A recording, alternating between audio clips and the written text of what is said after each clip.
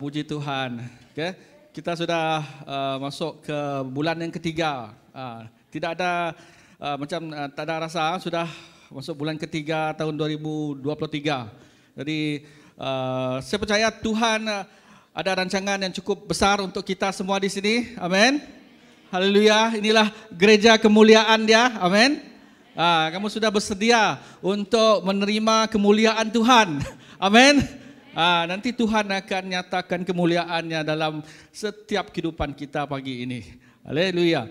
Okey, jadi saya ingin teruskan firman Tuhan daripada buku Roma ayat 12 ayat 1 hingga 3. Jadi ini diambil daripada siri buku siri kobahan tentang kehidupan, penyerahan. Okey. Ini satu siri kobahan yang baru, berbeza daripada minggu-minggu yang lepas. Okey. Jadi saya pun tak ingin kita lengahkan masa. Mari kita berdiri dan kita buka pada buku Roma 12 ayat 1 hingga 2.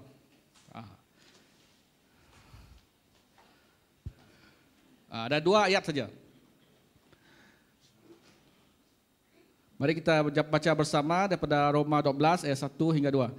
Ayat pertama, karena itu saudara-saudara, demi kemurahan Allah, aku menasihatkan kamu supaya kamu mempersembahkan tubuhmu sebagai persembahan yang hidup, yang kudus dan berkenan kepada Allah. Itu adalah ibadahmu yang sejati. Janganlah kamu menjadi serupa dengan dunia ini, tapi berubahlah oleh pembaharuan budimu sehingga kamu dapat membedakan mana kehendak Allah, apa yang baik, apa yang berkenan kepada Allah dan yang sempurna. Mari kita berdoa. Tuhan, kami ingin berdoa pada pagi ini, biar Roh Kudus Engkau mempersiapkan hati jiwa roh kami Bapa pada pagi ini, supaya pada pagi ini Tuhan kami dapat menerima Tuhan mesej, Tuhan kami dapat menerima firman Engkau dalam roh, jiwa, fikiran dan tubuh kami Tuhan, supaya kami terus dibangunkan di dalam Engkau Tuhan. Terima kasih Bapa, kami serahkan semua Tuhan dalam anak-Mu Tuhan Yesus Kristus kami berdoa. Amin. Haleluya.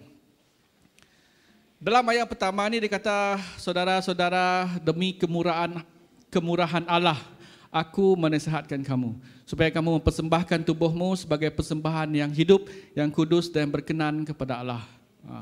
Demi kemurahan Allah ini ialah kasih karunia ataupun dalam Inggeris grace. Demi kemurahan Allah itu adalah kasih karunia yang diberi Tuhan percuma-cuma saja. Dia tidak ada balasan. Oleh itu saudara, kita yang dikatakan dalam Alkitab ni, Paulus kerana itu. Kalau kita melihat pada Roma bab yang pertama sehingga bab yang ke-11, dia banyak memperkatakan tentang kasih karunia, kasih karunia Tuhan, dan kita diselamatkan oleh iman kita kepada Tuhan Yesus. Walaupun dalam kehidupan kita yang berdosa, kita diselamatkan oleh kasih karunia. Kita diselamatkan oleh grace, kasih karunia Tuhan. Okay? Dan karena kita ada iman untuk percaya pada Tuhan Yesus, walaupun kita sudah berdosa. Dan karena itulah, di dalam ayat itu dia tulis karena itu, selepas kita tahu bahawa kita diselamatkan oleh kasih karunia dan karena iman kita pada Tuhan Yesus, apa yang harus kita lakukan? Apakah tindak balas kita terhadap Tuhan yang telah menyelamatkan kita? Oleh itu dalam ayat itu dia kata, persembahkan tubuhmu sebagai persembahan yang hidup, yang kudus dan berkenan kepada Allah. Oleh itu ini yang saya ingin kongsikan pada pagi ini tentang persembahan yang hidup. Amin. Jadi persembahan yang hidup adalah untuk kemuliaan Tuhan. Tuhan tak dapat guna kalau persembahan yang mati. Kan? Persembahan yang mati tidak ada nilai. Kan? Jadi dia tidak dapat digunakan oleh Tuhan. Tetapi karena Tuhan nak menggunakan kehidupan kita, oleh itu kita perlu beri persembahan yang hidup. Amen. Katakan orang sebelah, ada persembahan yang hidup. Amen. So jangan matikan handphone anda. Okay. Boleh letak dia dalam mode silent lah, vibrate ke apa. Kerana Tuhan mungkin bicara ataupun keluarga anda di luar sana mungkin bicara ataupun apa-apa pun boleh berbicara pada kita. Okay? Supaya kita akan jadi mudah untuk dihubungi. Itu guna handphone kan. Jadi supaya oleh itu jangan matikan diri anda dengan Tuhan. Hidupkan Anda, activate diri Anda dengan Tuhan supaya kita jadi persembahan yang hidup, yang mudah dihubungi oleh Tuhan. Amin. Kata dengan orang sebelah kita, supaya kita jadilah manusia yang mudah dihubungi oleh Tuhan. Amin. Kadang-kadang kita sangat suka dihubungi oleh Tuhan, bukan orang lain. Karena kita terlalu sibuk dengan perkara kehidupan kita, emosi kita, dan begitu sibuk dengan kerja kita, dengan sibuk keluarga kita, tapi kita tidak dapat, sehingga kita tak dapat dihubungi oleh Tuhan. Jadi saudara, kita sebagai macam suatu yang mati di depan Tuhan. Dari pagi ini kita sebut tentang persembahan yang hidup. Amin. Itu ya gambar tu hidup-hidup semua, melompat. Cuma pagi ini saya tak dapat nak melompat. Nanti saya cerita, okey? Jadi kehidupan Kristian bukan saja menerima. Ramai orang datang ke gereja mengharapkan untuk menerima daripada Tuhan. Dan kita lihat tadi, kita tahu bahwa kita telah diselamatkan oleh kasih karunia. Apakah respon kita? Respon kita adalah untuk mempersembahkan kehidupan kita, bukan untuk meminta lebih. Kita tahu kita sudah diselamatkan oleh Tuhan. Jadi bukan bertujuan untuk kita datang kepada Tuhan minta lebih lagi. Dah diberi betis nak paha lagi. Dah beri paha nak minta apa lagi? Jantung, paru-paru, mata. Jangan. Jadi saudara, Tuhan sudah memberi keselamatan kepada kita. Apakah respon kita? Jadi pagi ini kita bercakap tentang mempersembahkan diri kita sebagai korban yang hidup, memberikan kehidupan kita yang hidup, yang kudus, yang berkenan kepada Allah. Karena itulah ibadah kita yang sejati. Kalau dalam English dia worship, ibadah tu. Tapi dalam firman Tuhan ini disebut tentang ibadah, penyembahan kita. Jadi tahun ini kita temakan gereja kemuliaan. Dan salah satu ciri gereja kemuliaan adalah untuk memberi. Amin. Tuhan kata lebih diberkati yang memberi daripada menerima, kan? Jadi kan kita ni gereja dan Kristian yang mau memberi kerana apa telah Tuhan lakukan dalam hidup kita. Amin. Kita tidak mau menjadi orang yang hanya menerima, tapi kita juga mau memberi apa yang kita ada untuk Tuhan. Jadi apakah yang dimaksudkan dengan persembahan yang hidup? Persembahan yang hidup melibatkan pengorbanan. Dia melibatkan suatu di dalam hidup kita. Anak buah saya, di Hopkit, dia bercakap dengan mak dia lah. Jadi dia kata, ni kalau saya minta anti seberang rumah saya tu belikan, memang dia akan beli. Dia tunjuk basikal tu, basikal. So dia kata, ni basikal ni, kalau saya minta anti saya di seberang jalan rumah tu belikan, memang dia akan beli. Lepas tu mak dia kata, jangan suruh anti kamu, suruhlah uncle kamu beli. Uncle? Tak perlulah, saya jalan kaki je, dia kata. Faham maksud dia? Mungkin tak faham. Sebab uncle dia kalau disuruh beli, memang dia akan beli. Tapi dia ada syarat. Matematik A. Dia tahu kalau uncle di seberang tu dia suruh dia beli, memang dia akan beli, tapi dia akan ada syarat. Matematik mesti A. Jadi A bukan B, bukan C. A, saya kata. Jadi memang saya beli terus, hari itu juga saya akan beli terus. Jadi itulah, begitu juga apabila kita memberi. Memberi yang berharga dari Tuhan apabila melibatkan sesuatu dalam hidup kita. Dia bukan saja beri percuma. Tuhan beri kita keselamatan, tapi pada masa yang sama kita memberi hidup kita juga. Suatu yang kita terkesan dalam hidup kita apabila kita memberi. Inilah persembahan yang hidup. Amen. Kalau kita memberi dengan tidak ada rasa apa-apa, kalau kita hanya memberi daripada sisa yang kita ada, kita tak ada rasa apa-apa, kan? Tapi kalau kita memberi sesuatu yang kita terkesan, dia akan harum di depan Tuhan. Amin. Haleluya. Mungkin kita berikan tenaga kita, masa kita kepada Tuhan, kepada gereja ada. Dan ini adalah satu persembahan yang harum di depan Tuhan, persembahan yang hidup. Amin. Jadi dalam perjanjian lama, korban atau penyembahan korban ini melibatkan haiwan yang dibunuh. Dari untuk mereka mendapatkan hak di depan Tuhan, mereka perlu sembelih korbankan haiwan. Tetapi setelah zaman Yesus, dan Yesus sendiri adalah pengorbanan untuk semua kita. Amin. Maka tidak ada lagi pengorbanan, tidak ada penebusan. Ya, bermula dari satu penebusan dan pengorbanan, yaitu Tuhan Yesus. Amin. Oleh itu pada hari ini kita tak perlu lagi nak sembelih ayam, nak sembelih binatang untuk mendapat hak, okay, ataupun untuk mendapat perhatian daripada Tuhan. Tetapi kita datang pada Tuhan Yesus. Amin. Yesuslah satu pengorbanan, okay, dialah satu penebusan untuk semua kita. Amin. Katakan orang sebelah kita, Yesus telah menebus hidup kamu. Amin. Haleluya. Jadi persembahan yang hidup adalah mengorbankan hak anda untuk hidup untuk diri sendiri dan melepaskan kawalan hidup kita kepada Tuhan.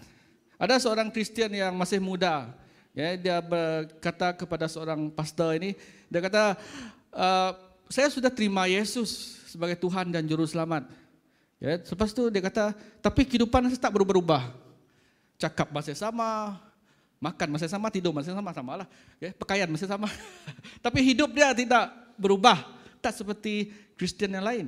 Apabila mereka sudah bersaksi menerima Yesus dalam hidup mereka, mereka tampil berubah. Tapi saya tidak. Nah, ini yang dia rasa. Lepas itu pastor ini kata, selepas anda menerima Yesus, siapa yang buat keputusan dalam hidup anda? Dia kata, saya sendirilah. Dia kata, kan? Jadi lepas itu kata, nak kehidupan dia diubahkan, anda perlu meletakkan keputusan hidup anda kepada Tuhan Yesus. Mulai pada saat itu barulah Kristian muda ini pun dapat rasakan perubahan. Karena setiap kali dia berbuat sesuatu, membuat keputusan dalam hidup dia, dia akan berfikir seperti ini. Kalau Yesus, apa yang dia akan buat? Kalau Yesus yang berdepan dengan persoalan ini, apa yang dia akan buat? Jadi saya percaya semua kita akan melalui persimpangan. Kita akan ada junction, kita ada persimpangan. Kita yang sudah terima Yesus dan meletakkan Yesus itu sebagai Tuhan dalam hidup kita, kita harus berfikir bahwa benarkan Tuhan Yesus buat keputusan dalam hidup kita. Amin. Semakin lama dan semakin kita benarkan Yesus membuat keputusan dalam hidup kita, semakin kehidupan kita diubahkan. Amin. Sama seperti dia kata pembaharuan budi kita. Jadi kita tak serupa dengan dunia ini, tapi berubah ikut budi dan dapat membezakan kehendak Allah, apa yang baik, apa yang berkenan pada Allah, apa yang sempurna. Amin. Jadi saudara, ada yang jadi untuk kita bertindak balas kepada Tuhan karena kasih karunia-Nya, kita perlu mempersembahkan diri kita untuk melayani Tuhan. Ya. Ada orang yang berkata, saya tidak bersedia untuk melayani, saya tidak mau pun melayani Tuhan. Tapi sebenarnya kita ada melayani sesuatu. Oh, pernah tak dengar? Layanlah. Oh, layanlah movie tu. Oh, layanlah TikTok tu. Oh, layan. Perkataan dia guna layan. Layanlah game tu. Sebenarnya kita ni, walaupun kita tidak mengatakan melayani Tuhan, tapi kita ada layan sesuatu dalam hidup kita. Jadi apabila kita beri tumpuan pada sesuatu itu, selain pada Tuhan, kita sebenarnya melayani sesuatu dalam hidup kita. Dan mungkin jadi berhala dalam hidup kita. Okay? Jadi saudara, layanilah Tuhan. Amin. Kata orang sebelah kita. Ada ayat lain dah. Layanilah Tuhan. Karena Tuhan kita tidak akan mengecewakan kita. Game boleh mengecewakan kita. Okay. TikTok boleh mengecewakan kita. YouTube boleh mengecewakan kita. Handphone juga boleh mengecewakan kita. Apalah handphone tu cepat betul habis bateri. Ya. Manusia juga boleh mengecewakan kita. Tapi apabila kita melayani Tuhan, Tuhan tidak akan mengecewakan kita. Amin. Haleluya. Oleh itu beri kehidupan kita, persembahkan kehidupan kita pada Tuhan. Pengorbanan yang dan salah satu tentang persembahan juga. Dan ni sini lah kecil. Okey. Kamu ini belum. Kecil lah. Boleh, tapi di sini dah besar. Okey. Jadi persembahan yang hidup ini dia perlu dibakar sepenuhnya. Dia perlu dihanguskan sepenuhnya. Dari apa yang kita telah persembahkan, dia harus dibakarkan sepenuhnya. Ya, dan dia perlu diletakkan di atas mezbah. Ya, jadi seperti Abraham mempersembahkan anaknya. Adakah Ishak anaknya itu disembahkan atas tu selepas dia dibunuh? Tidak kan? Dia diletak atas mezbahnya dengan hidup-hidup. Jadi ini salah satu contoh, dan Yesus juga adalah satu persembahan yang hidup. Kan dia tak terus dibunuh, dia diletakkan di kayu salib untuk penebusan, untuk semua kita pada hari ini. Inilah satu contoh persembahan yang hidup. Amin. Karena seperti saya kata, kalau persembahan yang mati tidak ada nilai lagi, tapi persembahan hidup akan memberi kesan yang kekal untuk kita. Amin. Jadi dia harus diberikan, dibakar, diguna. Persembahan yang hidup boleh diguna oleh Tuhan. Persembahan yang mati tak ada nilai dan tak dapat diguna langsung. Okey? Oleh itu kita persembahkan kehidupan kita yang hidup yang kepada Tuhan. Okey? Ada satu contoh pengorbanan ataupun penyembahan di dalam Alkitab yang saya ambil dari seorang yang bernama Maria daripada Batinia. Ada tak dari sini? Tak ada. Mary ataupun Batinia dari Batinia. So dalam Yohanes 11 dan juga bab yang ke-12 tentang seorang yang bernama Maria. Maria dan Marta, mengingat? Dan mereka ada seorang adik yang bernama Lazarus. Lazarus ini telah meninggal dunia. Ya, dan Marta dan Maria ini berkabung untuk kematian dia. Jadi mereka berkabung dan mereka memanggil Yesus untuk datang. Orang pun memanggil Yesus untuk datang, dan Yesus datang dan menghiburkan Maria dan Marta. Lepas itu membangkitkan kembali adik dia, yaitu Lazarus, untuk hidup semula. Itu yang sangat besar kuasa, sukacita penuh ini. Kalau tengok yang kita kasihi meninggal dan dihidupkan balik, wah itu sangat sukacita besar tu, untuk seseorang, untuk satu keluarga.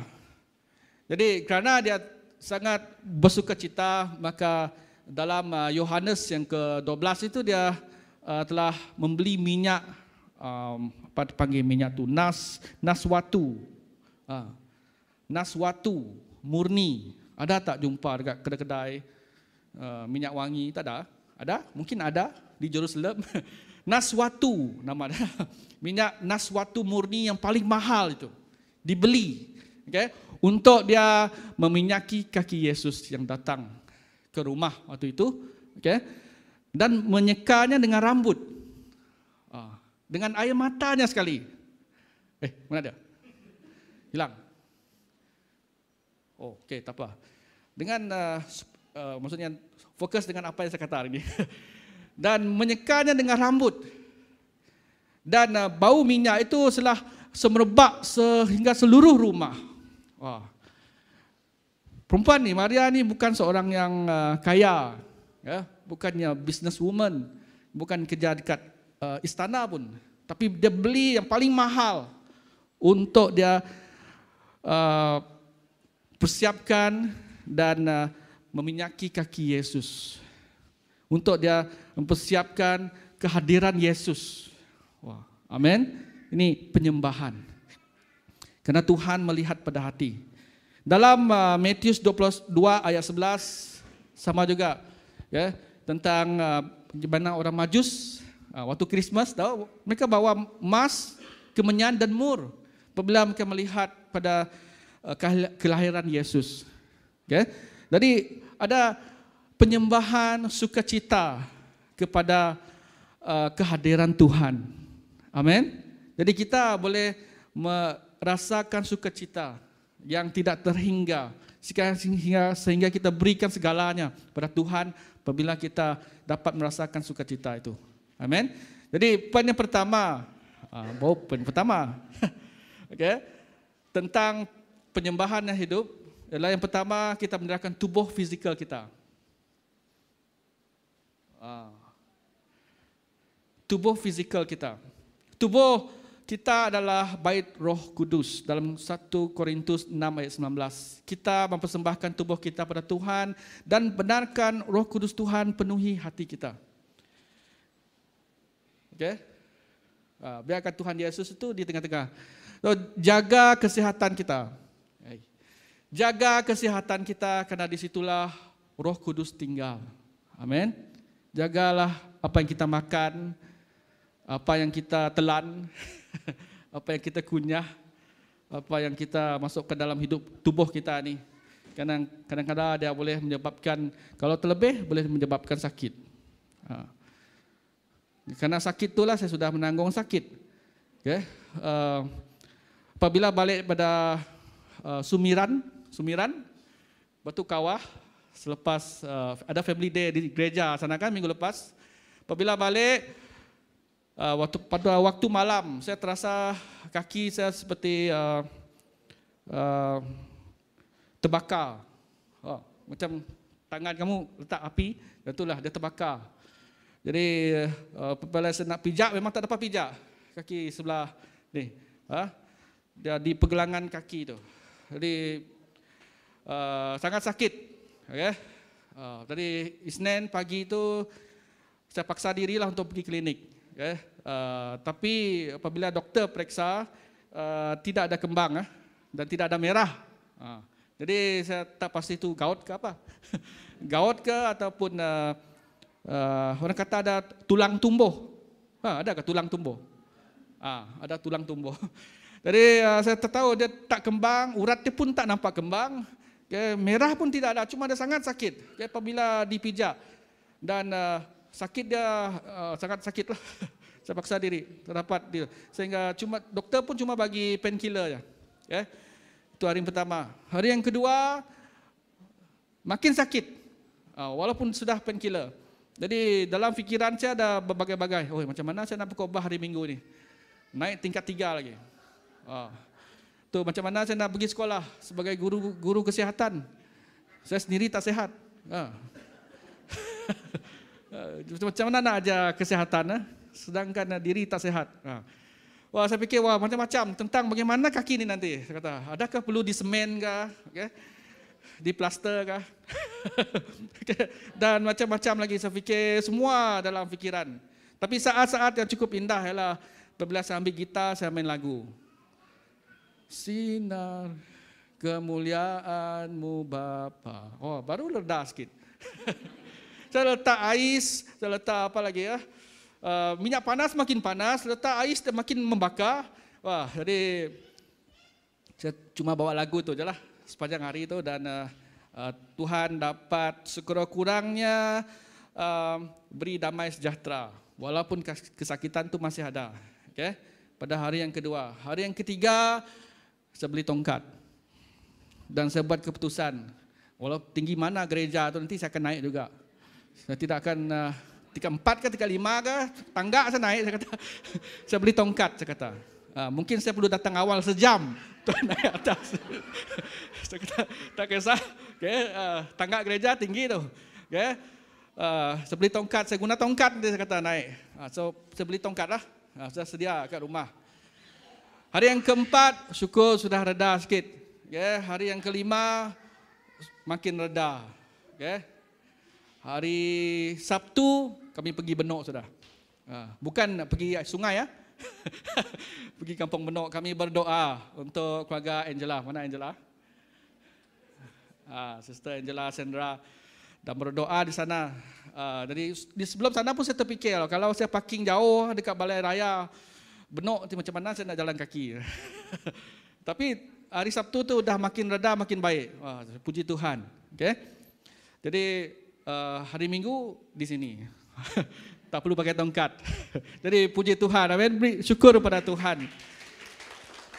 Jadi saudara, apabila kita buat keputusan untuk serahkan apa yang kita ada, tanpa kira, itu seperti kata kita ada sesuatu yang terkesan, sesuatu yang kita perlu rasa, perlu kita ada rasa kesan dia baru, dan kita beri juga kepada Tuhan, Tuhan akan hargai komitmen kita. Tuhan akan hargai penyembahan kita.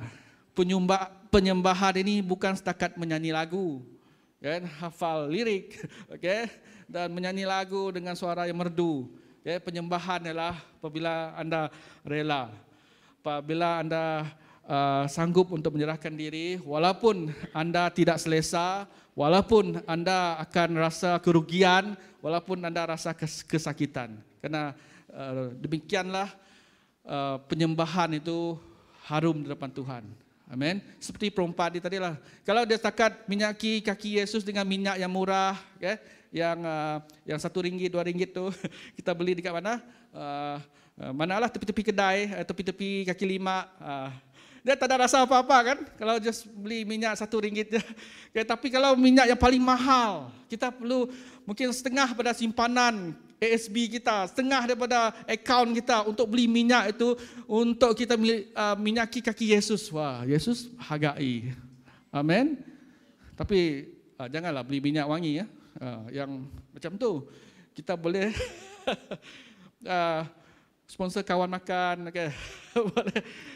Berkati satu sama lain dengan menggunakan kereta kita untuk bawa mereka ke gereja. Amin.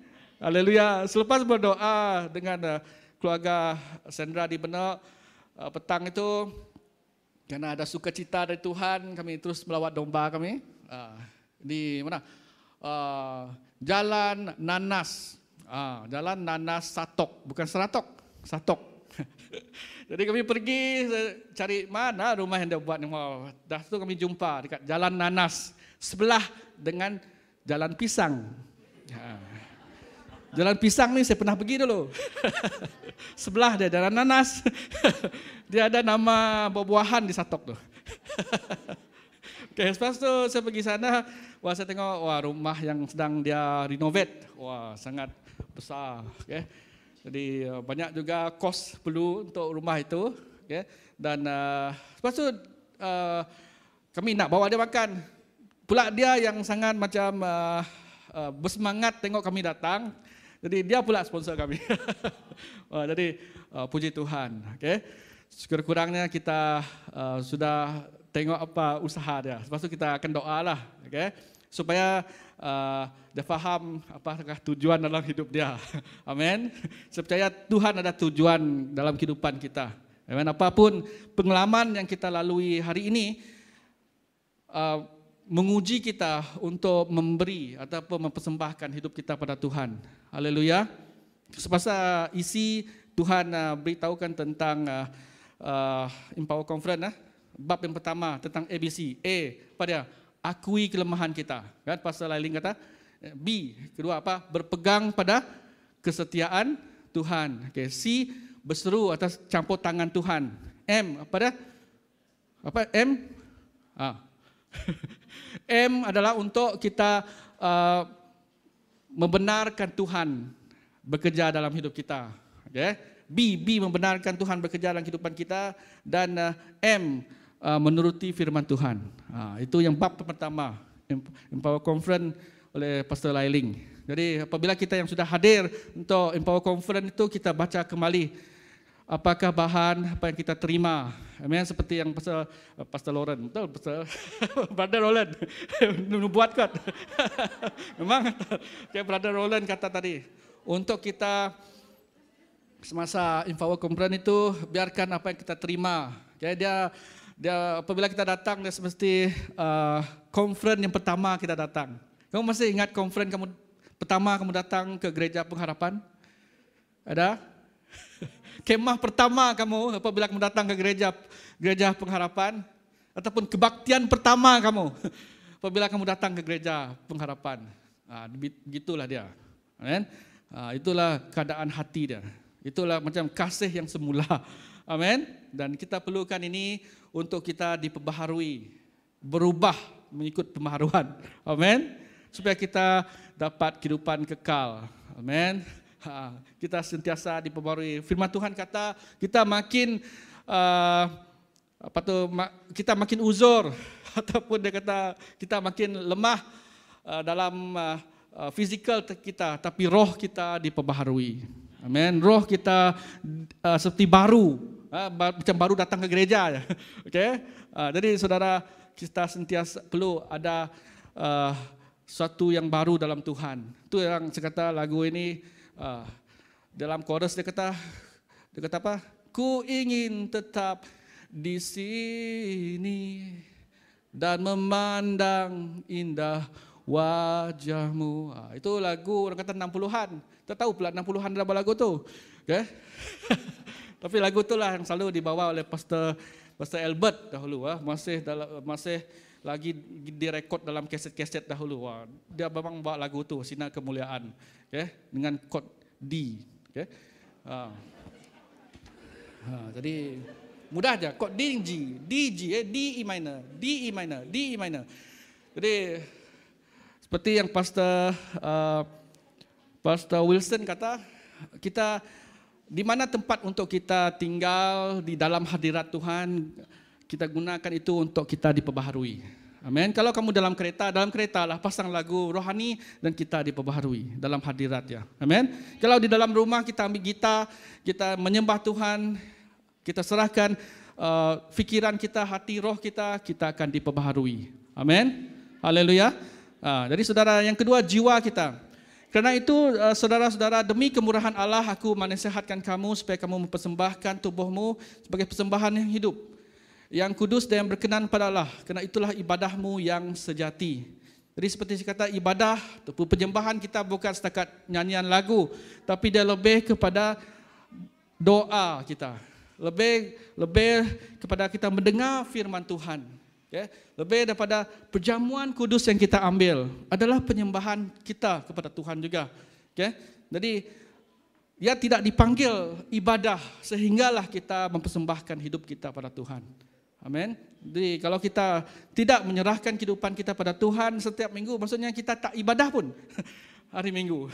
Tapi kita apabila kita mengadakan ibadah kita pada Tuhan, mengadakan penyembahan kita pada Tuhan, kita akan mempersembahkan diri kita pada Tuhan. Amin. Itu supaya kehidupan kita akan menjadi lebih serupa seperti Kristus.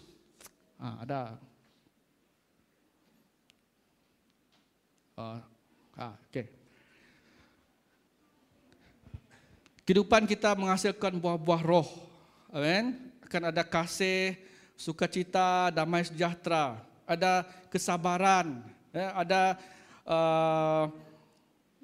kebaikan, ada kesetiaan, ada kemurahan, ada apa lagi tu? Kelemah lembutan, ada penguasaan diri. Buah-buah roh ini perlu ada dalam hidup kita. Amin. Haleluya. Demikian kehidupan kita diubahkan berdasarkan kehadiran Tuhan dalam hidup kita. Vietnam pula. Gimana Vietnam? Okay, veteran perang Jepun.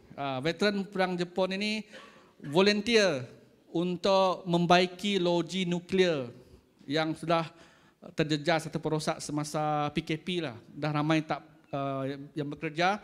Jadi mereka ni volunteer untuk bantu baiki loji nuklear Jepun. Okay? Jadi mereka secara rela untuk bantu baiki loji ini kerana mereka fikir dalam umur mereka yang 70, 75 itu mereka terdedah pada nuklear, mungkin mereka akan kena kanser, tapi hidup mereka mungkin tak akan lama lagi, dia kata. Mungkin 5 tahun, mungkin 10 tahun saja, kerana umur mereka sudah 75, 80. Jadi mereka volunteer. Jadi untuk berkorban dengan generasi yang baru. Okay, dia kata tak perlulah susahkan generasi baru untuk baiki loji itu, biarkan kami yang sudah veteran ni, kerana kami pun umur kami pun tidak akan lama lagi. Jadi inilah sifat pengorbanan. Ya, inilah sifat dia sanggup berkorban untuk generasi yang muda. Okay? Jadi inilah yang ada pada Yesus. Amen. Dia berikan diri dia untuk penebusan ramai orang. Okay? Jadi dalam yang ketiga, fikiran kita, janganlah kamu menjadi serupa dengan dunia ini, tapi berubahlah dalam pembaharuan budimu sehingga kamu dapat membedakan mana kehendak Allah, apa yang baik dan berkenan pada Allah dan yang sempurna. Kita diubahkan dengan pembaharuan minda kita. Fikiran kita diubahkan. Okay? Supaya setiap hari kita ada fikiran yang meletakkan nilai pada nilai Tuhan, nilai kerajaan Tuhan. Okay? Jadi biarkan kalau dunia ini meletakkan nilai pada kecantikan, kesihatan dan kekayaan, tapi kita meletakkan nilai pada Tuhan Yesus yang telah menebus kita. Amin. Haleluya. Katakan orang sebelah, meletakkan nilai pada Tuhan Yesus. Amin. Haleluya. So ada satu gambar ni. Oh, wow. Ini gambar ni untuk dorongan pada saudara kita lah, ya akan mungkin ada yang akan datang, yang akan mengadakan majlis ini tidak lama lagi. Tetapi cerita di sebalik gambar ini ialah mak hilang. Sebutas. Bukan saya, kita tahu di belakang tu bukan mereka juga saya rasa, kerana ada sesuatu yang terjadi lah. Okey. So gambar itu tentang Johnny dan Ken, tapi bukan Ken ya. Okay. Johnny dan Ken. Okay. Dan Johnny ni isteri dia, pengantin perempuan, okay, seorang penulis, tapi menggunakan kursi roda. Okay. Jadi kita tahulah mungkin dia kena gout ke apa, ataupun kena seliuh ke, dia perlu kena kursi roda. Jadi dia penulis, dia tulis kisah dia sedikit di sebalik gambar ini. Dia kata waktu mereka nak berkahwin tu, kaki dia tak dapat berjalan seperti biasalah. Jadi dia sangat sedih untuk persiapan yang tidak sempurna, dan dengan gaun dia mungkin terkena tayar dan tayar roda dan sangat tidak selesa lah untuk dia diiring oleh bapa dia, okay, masuk ke majlis itu. Okay. Tapi selepas dia diiring sampai ke pintu, apabila dia buka, dia tengok wajah Ken, suami dia tu. Semua kesedihan tu hilang. Semua yang dia rasa tidak puas hati itu, semua persiapan tu sudah tidak makna lagi. Apabila dia melihat wajah suami dia itu datang, terus datang pada dia kata minta izin dululah, okay? Minta izin, bapa saya akan iring dia ke depan untuk majlis upacara ini. Okay? Jadi bapa dia pun benarkan, dan itu diiring ke depan dan teruskan upacara perkahwinan. Jadi poin saya di sini ialah apabila dia melihat wajah dan tindakan suami dia ni ataupun bakal pengantin lelaki ni, dia merubah segalanya. Amin. Begitulah kita apabila kita melihat pada wajah Tuhan Yesus. Amin. Apabila kita melihat hadirat Tuhan, apa yang penting pada dunia ini tidak penting lagi untuk kita. Kan? Kita fikir mungkin kerja sangat penting, duit sangat penting, okay? Kecantikan sangat penting, kesihatan lagi penting, semua penting. Tetapi apabila kita tahu, apabila kita tinggal dalam hadirat Tuhan, apabila sinar kemuliaan itu kita dapat rasakan sendiri, saya rasa semua lain itu tak penting lagi. Amin. Ini yang dia rasa. Apabila lihat wajah suami dia, semua kesedihan dia hilang. Okay? Lebih lagi apabila suami dia sendiri datang ke belakang itu dan iring dia bawa ke depan dan adakan upacara perkahwinan itu. Okay? Jadi saudara, apabila kita tinggal dalam hadirat Tuhan, apabila kita menerima sinar kemuliaan Tuhan, kita akan diperbaharui. Apa yang sangat penting pada dunia ini tidak akan jadi penting untuk kita lagi. Kita tahu bahwa kita dan Tuhan Yesus saja penting. Amin. Haleluya. Katakan orang sebelah kita, Yesus penting untuk Anda. Okay. Tapi kita perlu kerja juga, kan? Kita perlu duit juga, okay? Kita perlu rehat juga. Tapi apabila kita mengenali Yesus dan tinggal dalam hadiratnya, apa yang membuat kita khawatir, apa yang membuat kita tidak dapat tidur, akan hilang semuanya. Karena kita tahu Yesuslah jaminan hidup kita. Amin. 2 malam ni tak sangat nyenyak tidur karena kaki dia berdengut-denut. Berdenyut. Itu saya kata mungkin gaut ke apa. Okay, tapi dia tidak kembang dan tidak ada ni. Jadi untuk pastikan saya ambil darah. Okay, dan tunggu keputusannya hari Rabu. Okay, kalau tak juga saya akan X-ray. Betul tak tulang yang tumbuh dekat kaki. Okay. Jadi saudara, dalam apapun keadaan kita, Tuhan itu akan mempengaruhi fikiran kita. Amin. Tuhan akan menyertai kita. Yang keempat, kehendak kita. Janganlah kita menjadi serupa dengan dunia ini, tapi berubahlah oleh pembaharuan budi kita, sehingga kamu dapat membedakan mana kehendak Allah dan apa yang baik, yang berkenan pada Allah yang sempurna. Kita menyerahkan keputusan kita pada Tuhan. Amin. Kita menyerahkan kehendak kita pada Tuhan dan Tuhan akan menyelesaikan bagi kita. Amin. Oleh itu untuk semua yang sudah menghabiskan SPM, ada yang sudah habis, ada yang belum, ya, kita serahkan pada Tuhan selebihnya, keputusan dan sebagainya. Dulu waktu saya ambil SPM saya frust juga. Betul-betul saya frust sebab saya salah format dalam menjawab kertas bahasa Malaysia. Dan betul-betul kekhawatiran saya tu nyata apabila tengok result BM7. Memang salah format. Okay. Tapi lepas tu saya ambil paper Julai. Jadi tahu paper Julai? BM paper Julai, lepas tu kredit dapat dari cikgu macam sekarang. Jadi saudara, apa yang kita sudah lalui kita berikan pada Tuhan. Amin. Kita serahkan pada Tuhan. Karena kekhawatiran kita tidak akan menambah sehasta lagi hidup kita. Amin. Apabila kita serahkan tubuh kita, jiwa kita, fikiran kita dan kehendak kita pada Tuhan, Tuhan akan dimuliakan. Amin. Melalui apa yang terjadi dalam hidup kita. Haleluya. Jadi mari kita sama berdiri dan kita berdoa. Okay? Supaya dalam apapun yang kita alami untuk tahun ini, kita ingin berserah pada Tuhan, membawa persembahan kita pada Tuhan dalam fikiran kita, tubuh kita, jiwa kita dan kehendak kita. Karena Tuhan melihat pada apa yang di dalam hati kita. Okay? Tuhan melihat bagaimana kita menggunakan kehidupan kita, tubuh kita. Sebenarnya saya ada tunjuk piramid makanan di sana.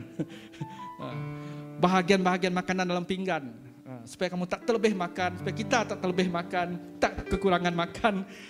Karena dia akan memberikan efek kesan pada hidup kita. Sama juga kalau kita terlebih dengan handphone, terlebih pada TikTok, terlebih dengan apa yang di dunia ini, dia akan beri kesan roh kita dengan Tuhan.